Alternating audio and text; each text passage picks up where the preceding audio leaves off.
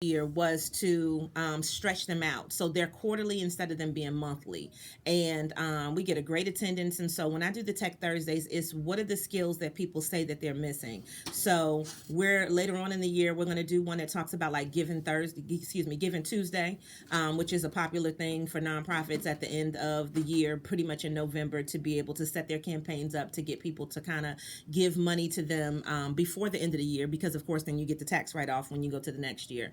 We're also doing things about fundraising. So, like, we're going to have one that's coming up with fundraising. We've already done awareness marketing this year. So, just basically spacing them out a little bit more. And a lot of that is based on my schedule, because doing it once a month was a lot for me. And so now we've decided to space it out, which is why now you see this one that's happening. And then this year, what I'm going to do is do something a little bit different. And we're going to have a nonprofit empowerment summit. And that is going to be something that's going to be paid. But if you were talking about the charitable solicitation, I'm gonna have the person come from the state that does charitable solicitation. If you're talking about writing proposals, if you're talking about, I don't know anything and I do want to start this nonprofit, we'll have people there that do those things, so that this way it is a comprehensive day. And so that will be on August 17th. So that's why I say, when you got one done, set up the next one.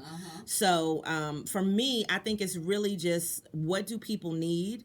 And people have to realize, whether it's nonprofit or for-profit, everything can't be free. So if we give you the Tech Thursdays and we give you the nonprofit resource fair, and you go through the course of the year and you have a lot of free things, there are still things that you have to pay for.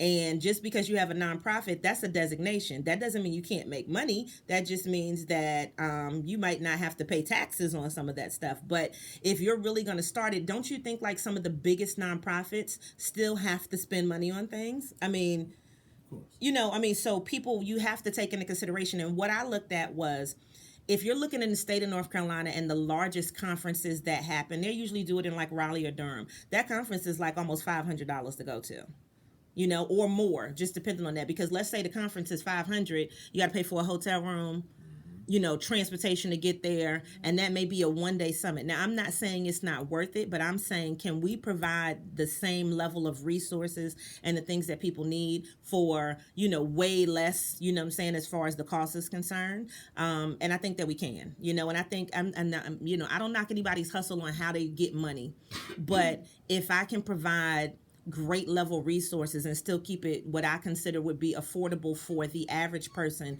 who may not have $500. And I'm not saying the $500 is not worth it, but if you haven't learned how to fundraise at all, $500 gone, it's gone. Yeah. So if you could spend a percentage of that and say, look, and stay right here in the triad, most of these things, and that's why I'm so adamant about things that happen specifically in the triad, bypass the triad. And I've been saying this for years. Stuff will come to Raleigh and Durham, and stuff will go to Charlotte. But does it come here to where it is Greensboro, High Point, Winston-Salem? And I mean, mind you, it's other counties that's in the triad. But when you talk about the middle of the state, a lot of these things bypass us. So if we can provide the same level of resources, or possibly even better right here, how about we do that? Because it makes more sense to me to do that. So, yeah. What do you think the hardest part about nonprofit, building a nonprofit is? So if I'm starting from the beginning, it's the board. Because I think people want to start nonprofits because of the fact that they say, I want to get grants. That's great. That's all groovy, right? But the thing about it is, so let me just give an example. Women to Women, they have a grant program that they do on an annual basis. And I just went to their session where they basically explain what you need to do as far as a letter of interest, right? So with their program, you have from now until May 10th to put out a letter of interest, right? This is a specific grant where it's supposed to, whatever your programming is supposed to work to benefit women and their children, right? In some capacity. And so they have a list of criteria. So their deadline is May 10th. Fine. Then after that, they make the decision on, are they going to let you apply for the grant? And then you have until I think June or sometime in June or July to apply for the grant. Then they come out and they do a site visit in August, right? Then they let you know if you're going to get the grant by September. Then they do a grant award thing in October, but you won't get the funding until next year in January. So it's a program, and a lot of grants work like that. Some of them don't necessarily do site visits, but this is just, for me, fresh off of going to this on Thursday. Wonderful program. I've been to their thing. About 2 years ago, I was one of the people that was chosen as a rising star. So I got a nice little recommendation and, recognition for that. And so the programming is great. And the whole purpose behind it makes sense to benefit women who may be economically disadvantaged in our community, right? But if it's April, you apply to apply. Let's just put it like that when you say the letter of interest in April, and that's due in May, June, July, August, September. You won't get the funding until next year. So when you look at that, then the issue is you should have been doing the work for your nonprofit from now until you get the grant money. It's not guaranteed that you're going to get the grant money, so you can't wait on that. And part of that, I think, is the infrastructure. So when you're starting a nonprofit, you have to have a board. You can't just be like, oh, it's just me. I'm just doing this nonprofit. Come on out. No, it has to be a board of people. And typically a board is going to be between like 3 and 4 people. It could be higher than that. But you need people that you can trust. You need people that are going to work, that don't just want their name on the thing that say I'm a board member. And hopefully I would suggest that people get other people on the board that have a skill set that they either don't have or they're lacking. And that's the issue with it. So if you just want to get your friends and y'all are cool, okay. Now, I can say this, so it may sound, contradictory. On my board of nonprofit, for Real Glow Getters, I do have 2 friends on there. However, these are 2 friends that have already been in business for a long time, that work like nobody's business, that don't have a problem right now because we're starting out putting their own money in, that understand that there's a bigger goal to it, and we were already doing this work anyway. So with that, I don't foresee anything where we're like, okay, you know what, girl, I'm not going to work it today. But what we do is we're respectful of each other's schedules. We're respectful of each other's time. And we make sure that the nonprofit highlights each of us in a way that's beneficial to where it makes sense for what we're doing. And ours is a little different because we're membership driven. But at the same time, it's just like today. We have an event today. Brown Girls Winning, right? We changed it drastically from the way that it was last year. Look at Morgan getting excited. So today is Brown Girls Winning. And so what we're going to do is we're going to record it live for a podcast. So if anybody wants to come out today, it's from 1 to 4 at the Nussbaum Center for Entrepreneurship, which is at 1451 South Elm Eugene Street. It is free and open to the public, which is why it's drastically different than it was the last 2 years I did it. Just let you know, because Lady Bizness, she charges it. But I decided to go ahead. We're going to let it be free. But this year, what we decided to do was change it up drastically. So the speakers that we have Dana Daughtry, and Dana, he has a lovely, he doesn't even have a nonprofit, but he's working toward that based on the services that he does, but he's a recovering addict. And so he's trying to help other people turn their life around. And then we also have Coach Lynch. So he's going to be speaking in the middle. And so motivational speaker, but then also has his own business here. And then we're going to end out with St. Queen Kelsey, who is amazing performer, MC, writer. And that's what we're going to be doing today.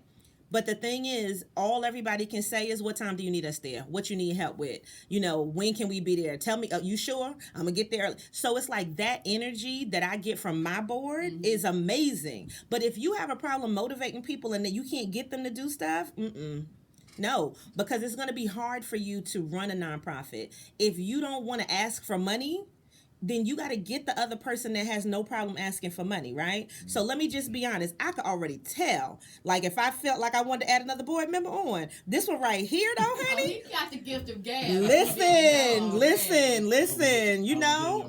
People, that's what I'm saying. Like, but you got to kind of take that into consideration. And so it's just like somebody has a skill set that you don't have and is better at something than you. Yeah. So get those people on the board. So to me, that's the best advice I can give. You got to have somebody that compliments you. Reminds me of a quote that I saw. Give me a quote. This week, and it was saying, "Don't focus on your weaknesses, because there's somebody out there who will compliment that. Yes. And you compliment theirs. Come on. Yes, and that's really what I think is the important thing when you talk about running a nonprofit. You can be great at a lot of things, but when you're talking about trying to serve a population, what aren't you good at? and could somebody else be better at? Yes. And so if you know that social media is not your thing, try to get somebody on your board that's good at it. If you know that the financial part is not your thing, get somebody who's good at accounting or bookkeeping. If you know, and so those are the things. And so with us, each one of us has a specific strength and a specific skill set.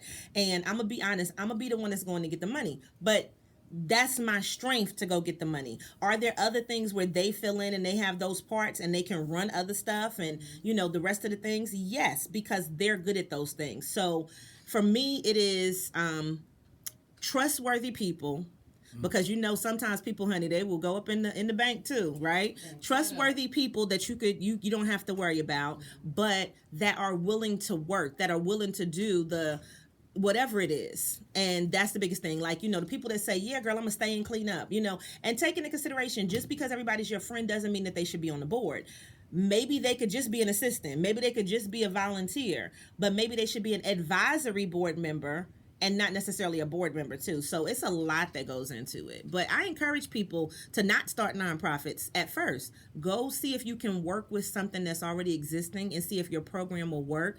Try that idea out, and then make the decision that you want to start the nonprofit, because it could be that you just like the idea of saying that you're working with a nonprofit, but you don't want to do all of the work, because it's still a business. At the end of the day. Come on.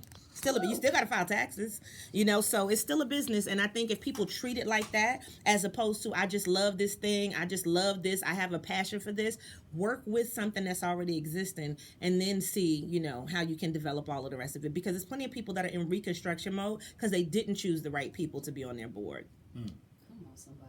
Mm-hmm. Can you give the Triad more information again about Nonprofit Resource Fair popping off Thursday, April 18th? Yes, please come out. It's going to be at Central Public Library, downtown Greensboro. And I do tell people, y'all need to park in that parking lot, because it's not that much parking on the street, okay? So do that. It is free. It is from 12 to 2 p.m. And please go to the GTCC Small Business Center website, which is sbc.gtcc.edu. Or you can go to ladybizness.com, LADYBIZNESS.com, and you'll find the information there as well. I love the way she says that. Say it again. LADYBIZNESS.com, and you can find the information there.